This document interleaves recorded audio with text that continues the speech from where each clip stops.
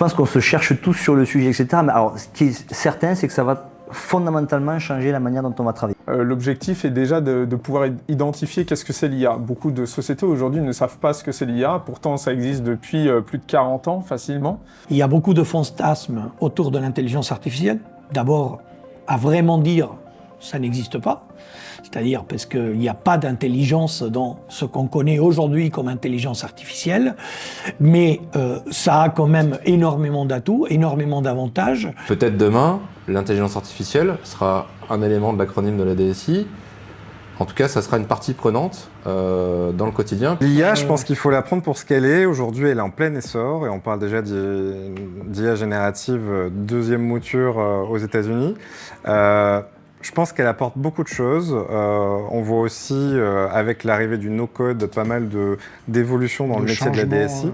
Je pense qu'il faut la prendre pour ce qu'elle est. Et aujourd'hui, on est capable d'aller automatiser tout un tas de choses pour permettre aux experts de mobiliser du temps sur les choses qui apportent vraiment beaucoup de valeur à l'entreprise. Je pense que la valeur du DSI va être de pouvoir comprendre là où l'IA va donner de la valeur à son entreprise.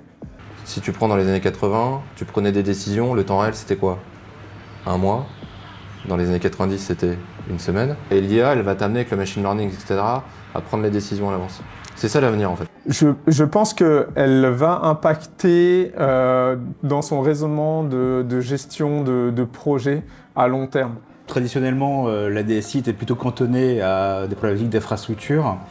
Et ce qu'on constate depuis quelques années, et ça va s'accélérer avec l'arrivée de l'IA, c'est que la DSI va, je dirais, monter d'un cran vers plus de fonctionnel, plus de gouvernance et plus de proximité avec les métiers. C'est d'accompagner en fait le métier sur l'IA, parce qu'en fait on peut faire de tout et n'importe quoi, et c'est cet aspect-là en fait qu'il faut mettre surtout en avant et travailler. Je le disais en fait encore là tout à l'heure, mais c'est travailler en maillage avec le métier et ça nous permet aussi d'apprendre, hein, forcément en fait. C'est une vraie révolution. Après, pour revenir du coup plutôt au rôle de DSI et comment on se positionne par rapport à l'IA, je pense que le rôle de DSI de plus en plus, ça l'a toujours été, mais de plus en plus ça va être un rôle de conseil.